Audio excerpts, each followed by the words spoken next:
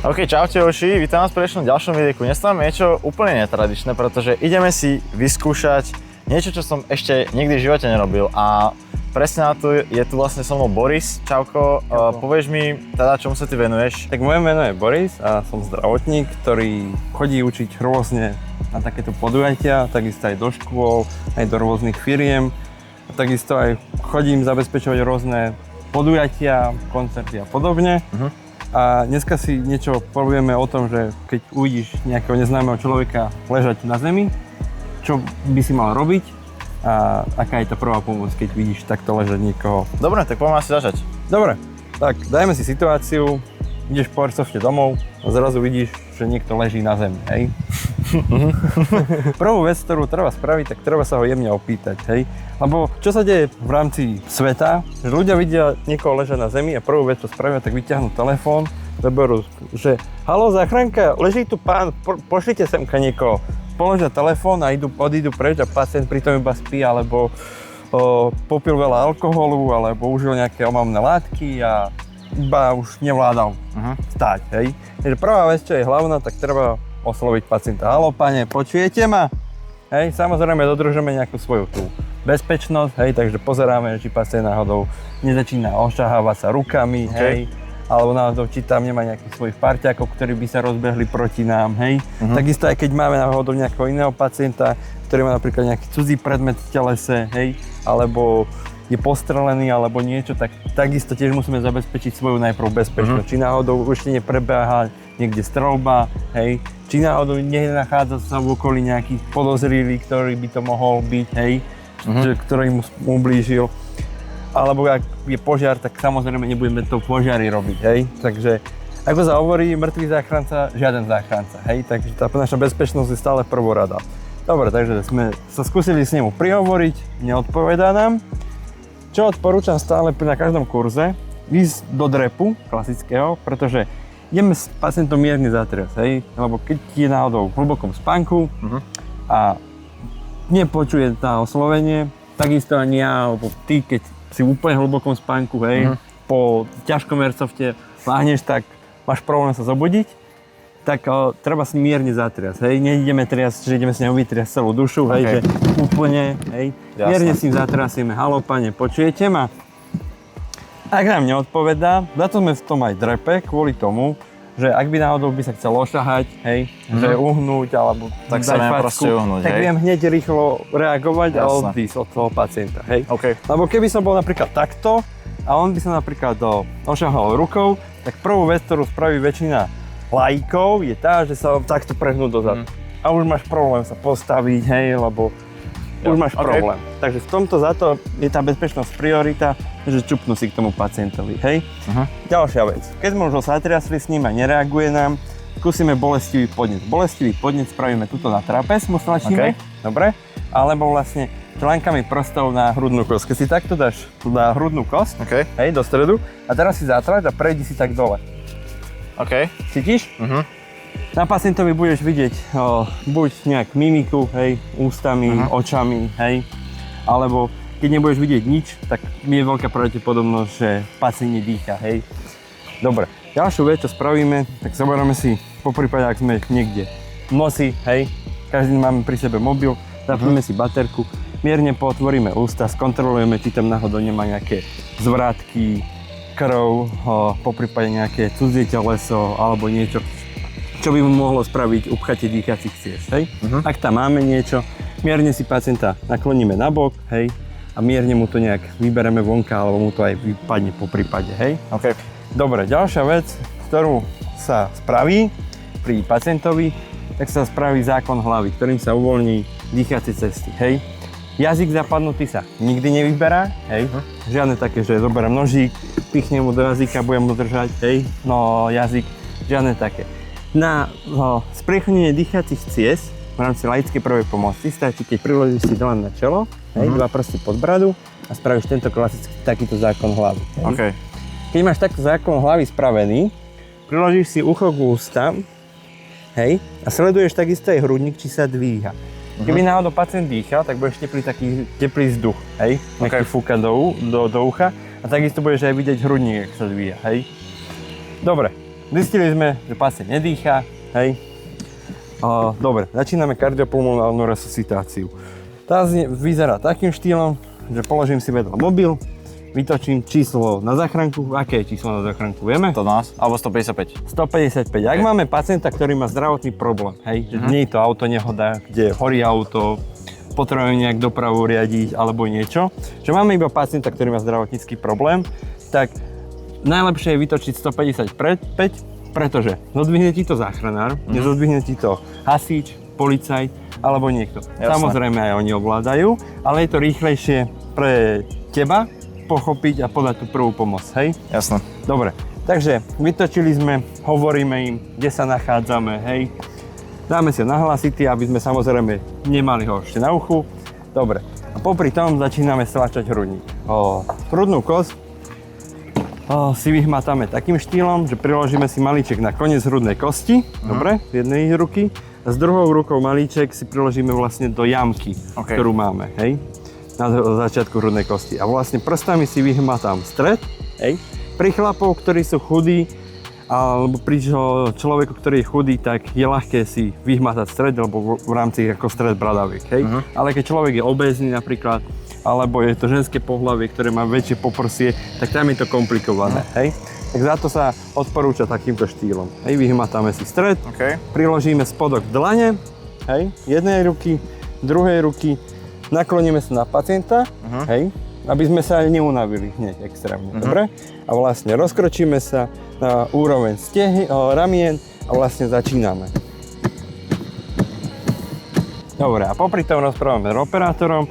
Hĺbku stlačenia ideme 1/3, dobre? Hrudníka. Takže keď si pozrieš hrudník, hej, máme takto hrudník, tak si rozdelíš ten hrudník na tretiny a tú 1/3 hrudníka ideme stláčať, dobre? Dobre. Dakedy sa učilo, že ako malé balenie tic-tacu, no je to pekné, ale nosíš bežno, dennodenne musela tic-tac. Nie. Takže kvôli tomu sa to zjednodušilo takým štýlom, že 1/3 hrudníka stláčame. Tempo stláčania a rytmus ideme vlastne 100 až 120 stláčení za minútu. Hej? Takže nejdeme takýmto štýlom, ale ideme takým svižným, hej. Niektorí odporúčajú spievať si nejaké pesničky ako Jingle Bell alebo Rolničky, hej, rôzne takéto iné pesničky. Ja čo odporúčam, lebo pesničku vieš zaspievať veľmi rýchlo, hej, ale takisto aj veľmi pomaly. Pomaly, jasno. Takže ja čo odporúčam, tak si rátať, že raz a 2 a 3 a 4 a 5 a 6 a 7. Máš tam aj tú pauzu na ten nádych a akurát je tam tých 100 až 120 stlačení za minútu, hej? Dobre. A vlastne takýmto štýlom stlačaš hrudník až do vtedy, dokým nepríde záchranka. Operátorka bude stále s tebou na telefóne, hej? Ona samozrejme s tebou ešte prejde raz tú celú prvú pomoc, čo si teraz prechádzame. Jasno. Ona s tebou si všetko ti porozpráva a bude ti s tebou tlieskať, aby si išiel do správneho rytmu a podával adekvátnu prvú pomoc. Ak si náhodou napríklad na letisku alebo podobne, tak si možno videl také zelené tabuly s nápisom AED, alebo v nákupných centrách Eurovea, Avion a podobne. Automatický externý defibrilátor je vlastne laická pomôcka, ktorá sa poskytuje vlastne v rámci pacienta, podáva pacientovi, ktorý nedýcha. A je to taký štarter, viac menej, taký booster baterkový, hej, keď si predstavíme.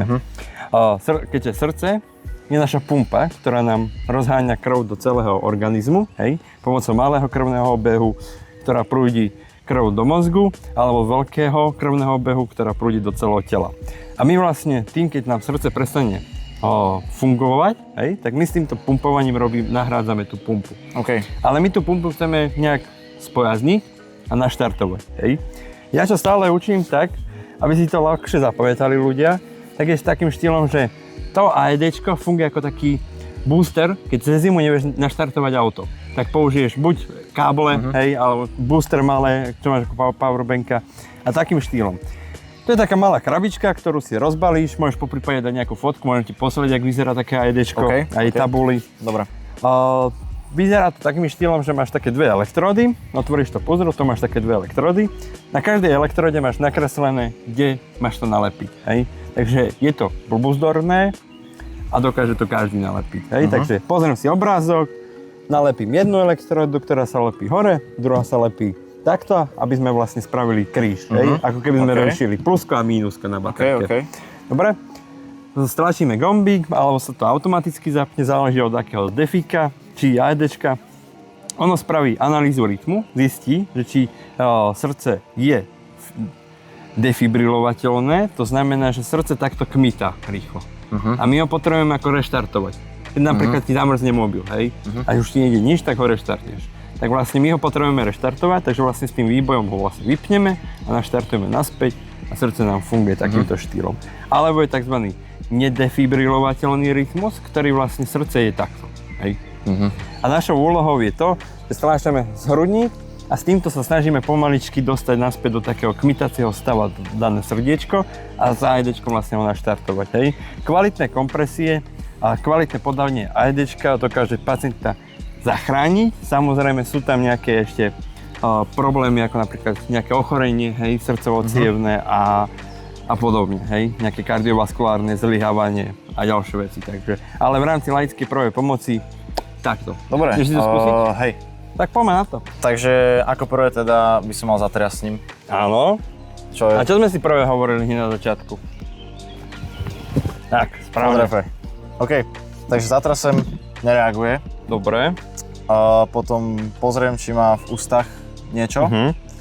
A keď hej, tak mu to vlastne vyberiem, Áno. vyklopím. A potom skúsim ten záklon spraviť. Áno. Takže 2 prsty dole, Tak. na čelo, Áno. záklon. Áno, priložím Teraz si ucho. Ucho. OK, pozerám, či sa dvíha teda hrudník. Tak, a takisto budeš aj cítiť. Budem cítiť. OK, potom mám tú hlavu, že vrátiť. Normálne nakloníš naspäť. Ja nakloním naspäť. Automaticky sa viac menej uvoľní naspäť, hej, lebo krk je všetko sval, takže ono sa to uvoľní naspäť, hej. Dobre. Potom teda idem robiť už... Masáž srdca. Áno, takže nahmatám si vlastne toto. Áno. Aj túto, tú jamku. Tu je. Tu je? Koniec hrudnej kosti. Aha, OK. Takto si nájdem stred. Našiel som si stred a teraz dám... Spodok dlane, priložíš Takto? druhú. Tako ti to vyhovuje. Môžeš takto, ako to tebe vyhovuje, hej. Dobre. A teraz dávam vlastne tú štvrť hrudníka, hej? Takže to je... Tak? OK.